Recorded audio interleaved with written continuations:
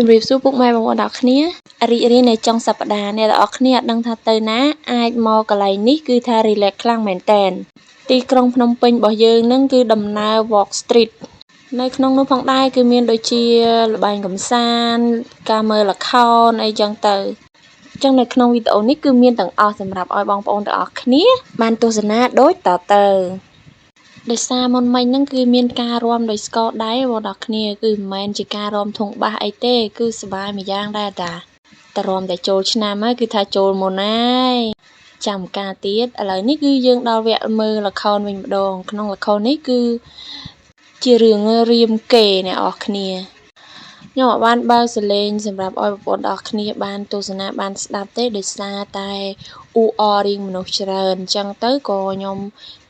បិទសលេងស៊ីនគឺខ្ញុំធ្វើការបញ្ចូលសំឡេងតែម្ដងនិយាយរួមទៅឆ្នាំនេះឆ្នាំ2025នេះគឺមានការប្លែកខ្លាំងមែនតើស្វាយជាងឆ្នាំមុនបងប្អូនទាំងអស់គ្នាដោយសារតែឆ្នាំនេះគឺគេបានបើកសំតោបានបិទច្រកចាប់ពីមុខវាំងរហូតដល់សារាត្រីគឺធ្វើដំណើរដោយថ្មើរជើងគឺ Walk Street និយាយពីថាខ្ញុំអត់ដែលទៅទេបងប្អូនទាំងអស់គ្នាគឺគេបើកយូរហើយប៉ុន្តែទៅលើកទី1តែម្ដងប៉ុន្តែទៅហើយគឺស្វាយដែរតាពួកខានមើលល្ខោនយូរយារណាស់មកហើយតាំងពីក្មេងមកម្លេះទៅមិនចាស់ប៉ុណ្នេះហើយបានតែមើលល្ខោនវិញម្ដងទៀតបងប្អូនទាំងគ្នាដឹងស្រាប់ហើយថារឿងរាមគេគឺល្បីខ្លាំងមែនតើហើយវាជាវប្បធម៌សម្រាប់ផ្សព្វផ្សាយទៅដល់បរទេសច្រឡំជនបរទេសសំទោសគឺទៅដល់ប្រទេសក្រៅល្បីសុសសាយខ្លាំងមែនតើវប្បធម៌ខ្មែរយើងហើយនៅក្នុងនោះផងដែរក៏មានបរទេសជាច្រើនដែលចូលរួមក្នុងការទស្សនាល្ខោននិងលេងល្បែងកម្សាន្តក៏ដូចជាការរាំវង់អីជាដើមរាំស្គរដៃរាំវង់ឡាំលាវកន្ទ្រឹមរាំក្បាច់នៅពេលដែលខ្ញុំទៅហើយគឺចង់ទៅទៀតតែម្ដង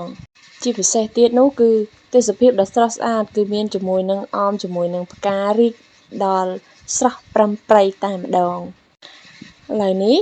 អ្នកនរគ្នាបានមើលល្ខោននេះហើយគឺមានអារម្មណ៍បែបណាដែរមានអារម្មណ៍ថាស្វាយរីករាយ relax ធ្វើត្បិតតែថាទោះបីយើងសែតឬក៏ stress អីប៉ុណ្ណាក៏ដោយអញ្ចឹងអ្នកនរគ្នាគួរតែចំណាយពេលវេលាដើម្បីគ្រប់គ្រងនៅវប្បធម៌ខ្មែររបស់យើងទាំងអស់គ្នាចូលរួមថែរក្សាអារម្មណ៍នៃសម្ពាធការងារគឺថាប្លែងចូលខ្លះទៅកុំអោយគិតគូរច្រើនធ្វើអ្វីដែលខ្លួនឯងសប្បាយចិត្តរកក្តីសុខខ្លួនឯងឲ្យឃើញនោះអ្នកទាំងអស់គ្នា